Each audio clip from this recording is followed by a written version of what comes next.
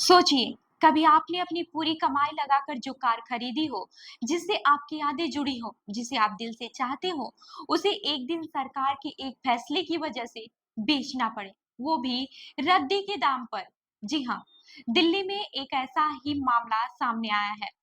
एक आदमी जिसने करोड़ों की मर्सिडीज खरीदी थी, अब उसी गाड़ी को कौड़ियों के भाव बेचने पर मजबूर हो गया है।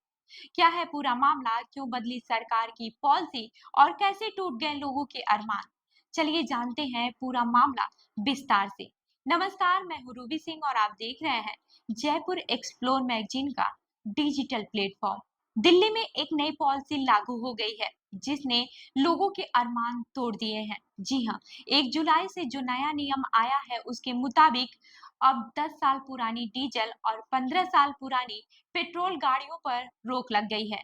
यानी अगर आपकी गाड़ी इतनी पुरानी है तो आप उसमें पेट्रोल डीजल नहीं डलवा सकते। इसी नियम की वजह से दिल्ली के रहने वाले वरुण बिज का दिल भी टूट गया। उन्होंने साल 2015 में अपनी फेवरेट मर्सिडीज बेंज एमएल 350 खरीदी थी, वो भी पूरे 85 लाख रुपए में। उस वक्त उनका परिवार बहुत खुश था। लग्जरी कार खरीदना किसी सपने के पूरे होने जैसा होता है।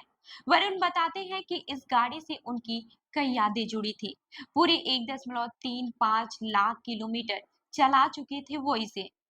गाड़ी बिल्कुल फिट थी, कोई बड़ी मरम्मत की जरूरत नहीं थी, बस टायर बदलवाने और टाइम टाइम पर सर्विस करवाने का काम चलता था। लेकिन फिर आ गई दिल्ली सरकार की end of life policy.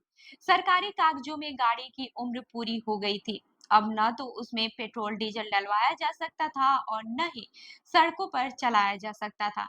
Varun के पास कोई चारा नहीं बचा, मजबूरी में अपनी कार को सिर्फ 2.5 लाख रुपए में बेचना पड़ा। सोचिए, 85 लाख की चीज 2.5 लाख में बेचनी पड़ी, वो भी तब जब कई लोग इसे खरीदने को तैयार थे। वरुण की उम्मीद थी कि वो इसे रिन्यू करवा लेंगे, लेकिन ऐसा नहीं हो पाया। आखिरकार मजबूरी में उन्हें 62 लाख रुपए की नई इलेक्ट्रिक कार खरीदनी पड़ी।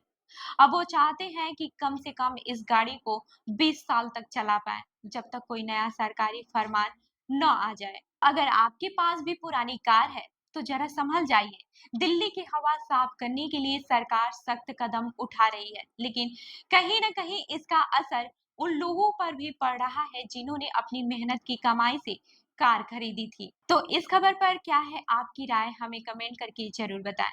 और ऐसी ही अन्य खबरों के लिए हमारी वेबसाइट www.jaipurexplore.com पर विजिट करें। धन्यवाद।